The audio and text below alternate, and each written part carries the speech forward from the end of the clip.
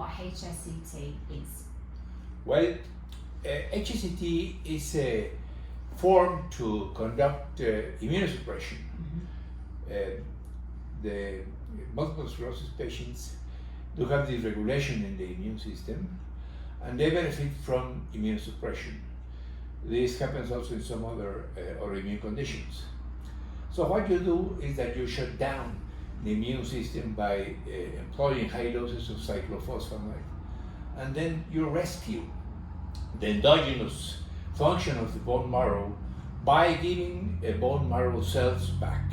So what really makes the job in HSCT is the high doses of chemotherapy that are dangerous if you do not support them with autologous cells, stem cells. So at the end of this procedure, once the patient has received the high doses of cyclophosphamide and having the hematopoiesis restored, then he is given another way to induce immunosuppression, which is the use of rituximab, that is aimed to deplete mainly B cells, whereas cyclophosphamide depletes all type of immune cells, more specifically T cells. Okay. Señora Elizabeth, favor de comunicarse extensión And 289. why would you say that it is so successful in the overwhelming majority of cases? Well, most of the programs of HSCT in multiple sclerosis around the world, including ours, end up showing that around 80% of patients do respond. And this response is split in two ways of responding. One of them is stabilizing the disease, which, as you know, in multiple sclerosis is good for the patient. And the other one is improving the neurological condition. Most of the series, including ours, have shown that 40% of patients improve the condition, the neurological condition, 40% of patients stabilize the disease, and only 20% of patients do not have a response at all. Okay. And would you say that HSCT would be a preferable option as opposed to a disease modification drug? And is there any research around to support? This has been extensively analyzed, both by ourselves, and there is a recent statement paper by the American Society of Bone Marrow Transplantation. This is a meta-analysis in which several studies conducting stem cell transplantation are analyzed and compared to the use of the novel drugs in the treatment of patients with multiple sclerosis. It has been shown that in all programs around the world, the results are better with HSCT than with the novel drugs. The novel drugs induce a favorable response in between 20 and 50% of patients. So the best response obtained with the best drug for multiple sclerosis is around 50%. And HSCT renders a response of around 80%. So my response to that specific question is yes, HSCT is a better option than the novel drugs, and not only as far as the response is concerned, but also as far as the cost is concerned, because HSCT is less costly than a prolonged use of the novel drugs. Okay, brilliant. So the next question is, what complications are possible from HSCT, and are there specialists available to handle these difficulties, and will that come at an extra cost if somebody was to come here for treatment? During the period of neutropenia or thrombocytopenia induced by the use of cyclophosphamide, either infections or abnormal bleedings can occur. In our experience, this happens in around 5% of patients. So the chances of developing one of these complications is very low. Some patients with fever and neutropenia during the neutropenic period have to be admitted into the hospital and given intravenous antibiotics. This is, in our hands, the most frequent complication of HSCT which requires admission to the hospital. But as I said, this happens in less than 5% of patients. The cost of the treatment with intravenous antibiotics as a result of the neutropenic fever are included in the treatment for, I guess it's 3 days. And if the patient needs more time in the hospital, then this is independent of the cost of the procedure. Most patients have to remain in the hospital for less than 48 hours when they develop neutropenic fever, which, as I said, is the most frequent complications. Another complication is also pneumothorax. This is the placement of air within the lungs that can occur as a complication of the placement of the indwelling catheter to conduct the apheresis. This happens in less than 1% of patients in our experience, and this is also a reason to admit the patient and to place a chest tube to resolve the condition. This is very not very frequent. And the other complication, which is bleeding as the result of thrombocytopenia, in our hands has never occurred after grafting 770 patients with multiple sclerosis. Okay, excellent. Another question that has been quite popular amongst people with MS that are thinking about having HSCT is, what type of MS is HSCT most successful for, and what are the success rates? And people are also interested in whether their disability will improve. So I know you've mentioned this a little bit before. Sure. Using the Mexican method, which is somehow different from that employed in some other places around the world, we have observed responses in all types of multiple sclerosis. The best responses are observed in relapsing remitting multiple sclerosis. At 1 year, the response rate is around 85%. Then the response is also observed in secondary progressive and primary progressive multiple sclerosis, in which the response is lower, between 75 and 77%. So, despite the fact that the response is lower in these variants of the disease, both figures, 75 or 77%, are better than 50% obtained by the novel drugs to treat patients with multiple sclerosis. These responses are the reason why we have elected to transplant all types of patients with multiple sclerosis, because we can offer some hope to all of them, knowing in advance that the best results are obtained in relapsing remitting multiple sclerosis. Did you say it was about, in relapse remitting multiple sclerosis, it was about 40% of people were seeing an improvement to their existing disability? Correct. If we have to dissect this 80% response, 40% of patients do improve their neurological condition, and 40% of patients stabilize their neurological condition. Adding these two types of responses is how we get this 80% response rate. Excellent.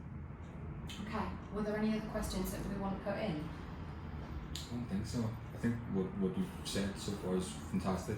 It will come across, and again, like I said downstairs, the weight that your word will carry is People will hear it direct fantastic. from you. Yeah. They read stats and it's Yeah. not the same. And then neurologists at home, I was going to come to Mexico and they said to me that it would kill me, I would die if I had HSCT. So if people are able to hear you explain the stats and back things up, then I think it will make people feel more comfortable and confident to ignore their local neurologist and the information, the incorrect information that's being given, mortality rates of 50%, you know, Yeah. it's shocking. I have to tell you that HSCT for multiple sclerosis has been doing for 26 years by now, so this is not a novel procedure. Now, the complications in patients given HSCT for multiple sclerosis have diminished substantially. 26 years ago, the mortality rate was around 25%. So that indicates that 1 out of 4 patients given an HSCT would die during the procedure. Now, by changing the way to conduct the transplant and by improving the supportive measures, we have been able to cut down that mortality rate to very low.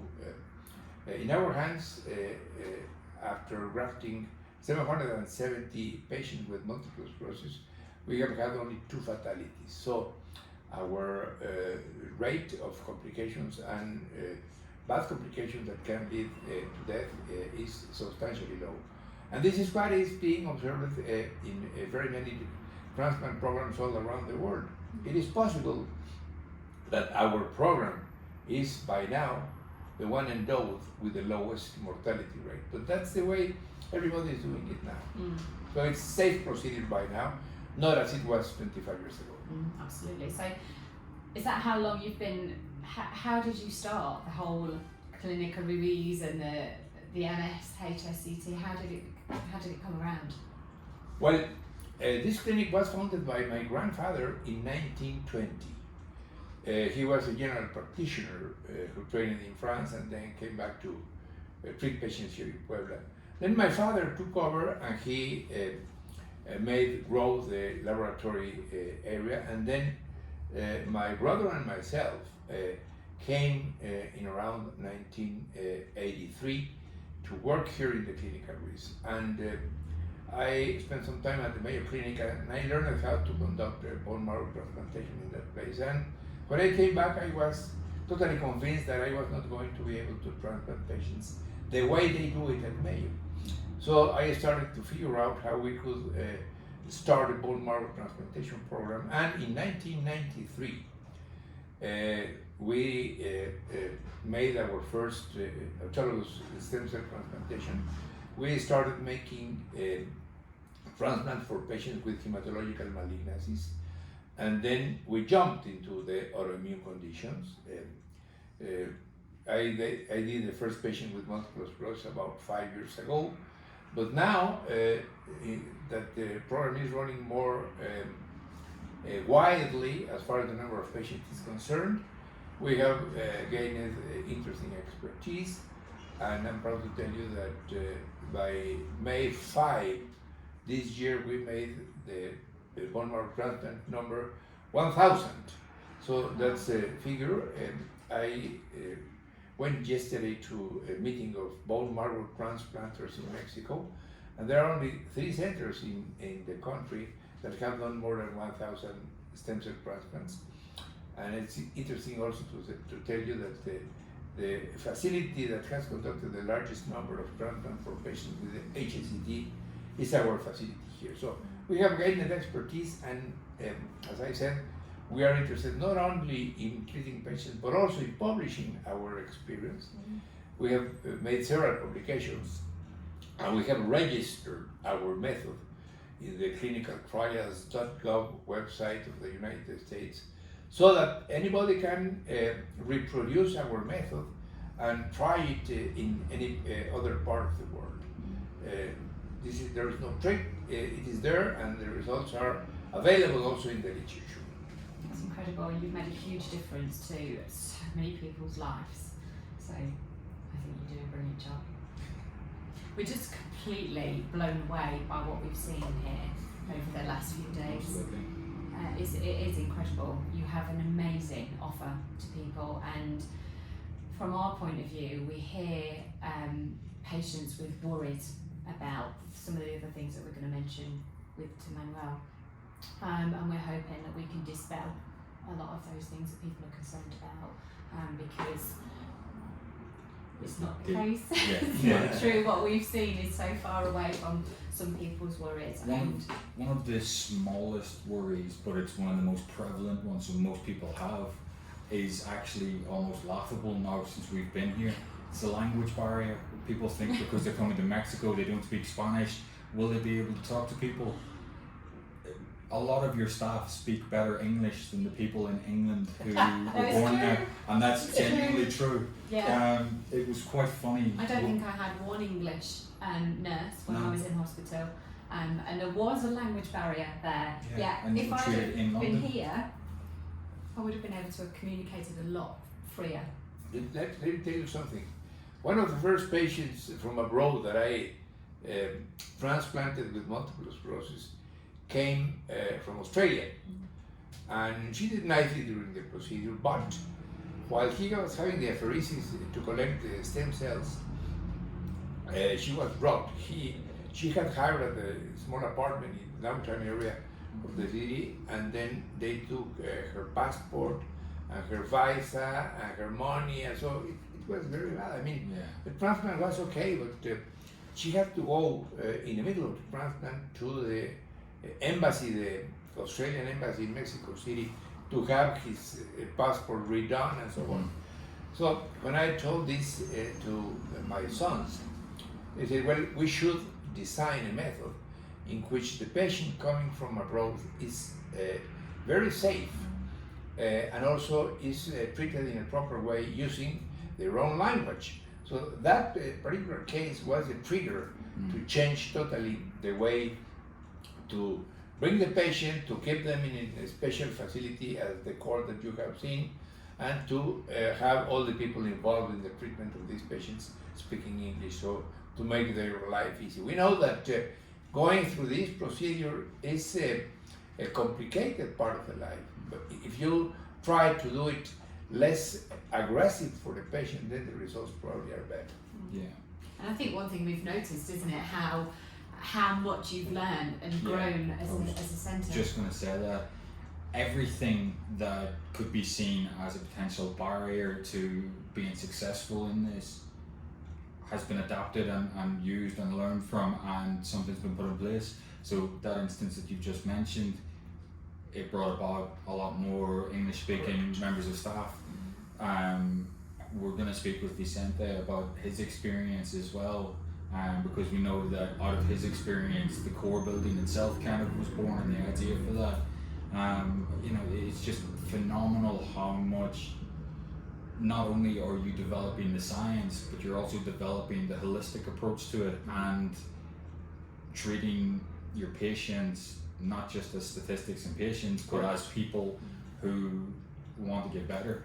Sure. And it's completely just empathising with any needs and overcoming them by putting things in place. I mean, we've been guided and supported by Angel all week so far, and he's driven us everywhere. He's picked us up, he's advised us about places to go and things to see, and Dr. Ruiz. he's just been, he's not a driver. He's not a driver. You know, that whole package is a companion for the patient from the second they get off the plane to the second they get back on the plane. They are, I mean, he took us to the places that he would take the patients. I mean, that's phenomenal. And he took us to those places, and he was just so knowledgeable and understanding. And obviously I have MS, and normally I trot around like I don't have a problem, but when I was going up the stairs to the pyramid, it was a different matter. But he was so aware, and he was, shall we stop, do you want a break? He was so considerate across the board, and I think that is a massive testament to what you do here, because that could be considered as a really small thing to a lot of people, but it isn't. It's huge, and it's those small things that I work in the building industry and real estate, and one of the site managers I work with always says the big things take care of themselves. It's the small things that make a difference to people, and that's what I've seen in the 4 days we've been here, 5 days we've been here so far. Is it's the small things. There's nothing that hasn't been thought of, even down to, again, and it's something we'll speak with Vicente about, but we spoke with one of the patients that you've had here for the last few weeks, and we did an interview with her at the core building, and she said the only complaint really that she had when she first got into core was that the mattress was too hard, and within 10 minutes a memory foam mattress topper had been brought to the room and put on the bed for her. As quickly as that. That's something that if we bought a new bed at home, I'd have to spend 5 hours driving around trying to find one. But Vicente has it was there, it was ready, there's a supply of them in case anybody needs them. And like I said, that is such a small thing, because going through this process, anybody would put up with a firm mattress because they probably don't expect to sleep very well. Going through cyclophosphamide chemotherapy, everything else, the upheaval, the emotional turmoil of it. But that issue was taken care of instantly, no problem.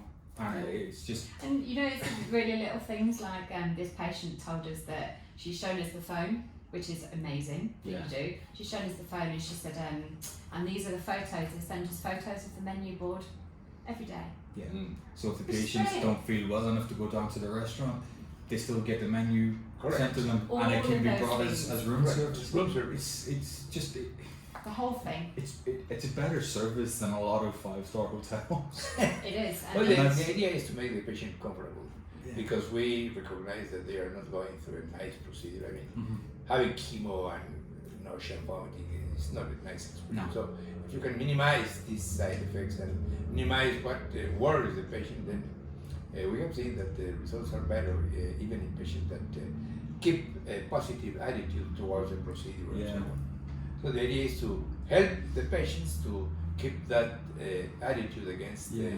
the procedure. Yes, the cancer. we are confident that everything that we've seen and recorded and we've got the information for is going to reassure people who might think that they would come here into a third world country and the medical treatment wouldn't be as good. I mean, another question that has been quite popular amongst people with MS that are thinking about having HSCT is what type of MS is HSCT most successful for, and what are the success rates, and people are also interested in whether their disability will improve. So I know you've mentioned this a little bit before.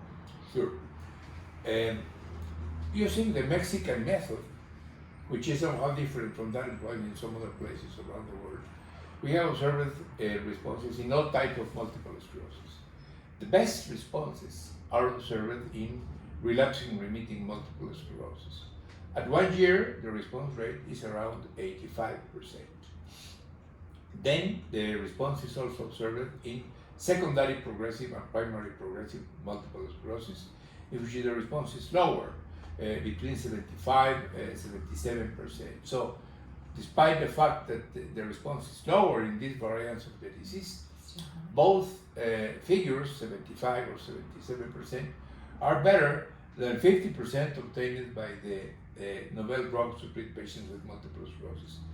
These responses are the reason why we have elected to transplant all type of patients with multiple sclerosis, because we can offer some hope to all of them, knowing in advance that the best results are obtained in relapsing remitting multiple sclerosis. Did you say it was about, in relapse remitting multiple sclerosis, it was about 40% of people were seeing an improvement to their existing disability? Correct. If we have to dissect this 80% response, 40% of patients do improve their neurological condition, and 40% of patients stabilize their neurological condition.